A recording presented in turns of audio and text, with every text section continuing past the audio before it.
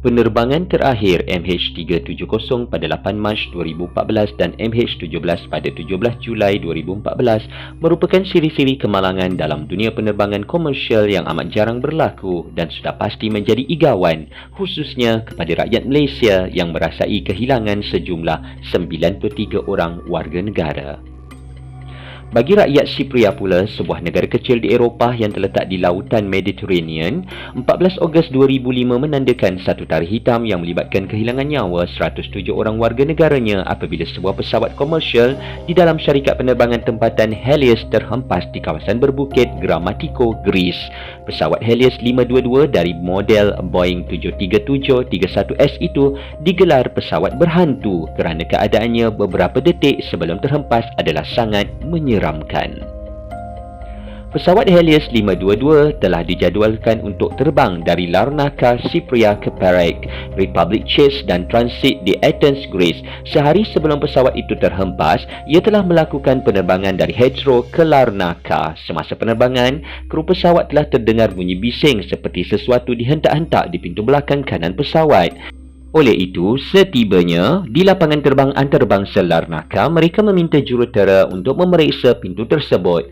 Jurutera telah membuat keputusan untuk menjalani pemeriksaan tekanan dengan menukar sistem tekanan kepada mode manual. Hasil pemeriksaan mendapati bahawa tiada masalah di bahagian pintu tersebut dan pesawat dibenarkan untuk berlepas.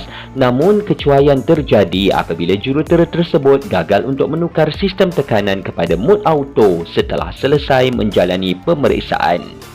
Kapten kapal Hans-Jürgen Merten dan pegawai pertama Pembos Calarambos berlepas bersama 115 penumpang dan 4 kru pada jam 6.07 pagi waktu tempatan. Kru pesawat memberitahu menara kawalan Nikosia bahawa kapal akan terus mendaki sehingga 2,000 kaki setelah 3 minit di udara dan diterima oleh menara kawalan. Kru pesawat seterusnya membuat permintaan untuk mendaki sehingga 34,000 kaki sebagai ketinggian penerbangan mereka sehingga ke Athens. Permintaan itu juga turut diterima oleh menara kawalan. Komunikasi ini dianggap komunikasi terakhir antara kru pesawat dan menara kawalan. Setelah 6 minit dalam penerbangan, isyarat kecemasan altitude berbunyi apabila pesawat berada di altitude 12,040 kaki. Kru di dalam kokpit menganggap bahawa terdapat kesilapan pada sistem amaran take-off configuration kerana bunyinya yang sama. Di kabin penumpang pula, topeng oksigen terkeluar secara automatik memandangkan tekanan kabin yang rendah. Topeng oksigen terkeluar secara automatik ketika pesawat berada di altitude 18,000 kaki. Satu isyarat amaran suhu tinggi berbunyi menyebabkan kru kapal terpinga-pinga dan mula menghubungi pusat operasi Helios. Kapten kapal yang menyangka bahawa sistem pendingin hawa tertutup secara automatik bertanya. Jurutera di radio mengenai lokasi circuit breaker untuk sistem itu. Jurutera menjawab circuit breaker berada di belakang tempat duduk kapten. Jurutera juga bertanya sama ada panel sistem tekanan berada dalam mode auto, namun dijawab kembali dengan soalan mengenai lokasi circuit breaker terbabit. Tekanan yang rendah menyebabkan kru kapal mengalami hipoksia, iaitu kekurangan oksigen di dalam badan dan menyebabkan mereka menjadi bercelaru dan akhirnya tidak sedarkan diri. Pesawat itu pula terus mendaki sehingga ke ketinggian yang ditetapkan pada 34,000 kaki. Pusat operasi cuba menghubungi kru kapal tetapi tiada respon diterima. Pesawat mula memasuki ruang udara Athinae pada jam 6.37 pagi tetapi tiada respon diterima apabila cuba dihubungi oleh menara kawalan Athinae. Sistem autopilot membolehkan pesawat berada di altitude yang sama dan menggunakan laluan yang ditetapkan di lapangan terbang antarabangsa Athens. Ketika ini, pesawat sepatutnya turun ke altitude yang lebih rendah sebagai persiapan untuk mendarat, tetapi ia tetap berada di altitude yang sama. Menara kawalan Athinae telah cuba menghubungi pesawat sebanyak 11 kali namun masih tiada respon. Akhirnya, mereka memberitahu menara kawalan Athens dan tentera udara Hellenic Greece tentang situasi Helios 522. Pada jam 8.23 pagi, dua jet pejuang F-16 dari tentera udara Hellenic berjaya memintas pesawat komersial tersebut dan juruterbang cuba mencari kerosakan pada flashlight pesawat. Namun, tiada kerosakan atau kebakaran yang ditemui. Juruterbang jet cuba menghubungi kru pesawat melalui frekuensi radio tentera tetapi tetap gagal.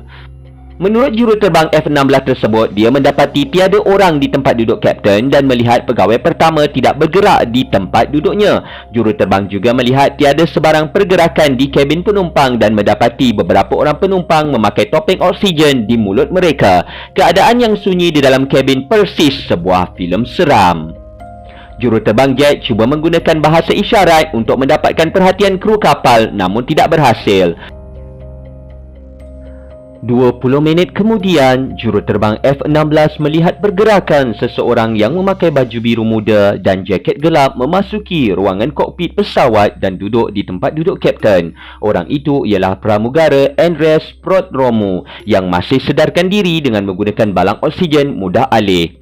Beliau yang juga memiliki lesen penerbangan komersial UK cuba mengawal pesawat tersebut dan melambai ke arah juruterbang jet. Malang tidak berbau apabila enjin sebelah kiri terpadam kerana kekurangan minyak dan pesawat mula kehilangan altitude. 10 minit kemudian enjin sebelah kanan pula terpadam menyebabkan kehilangan altitude yang mendadak.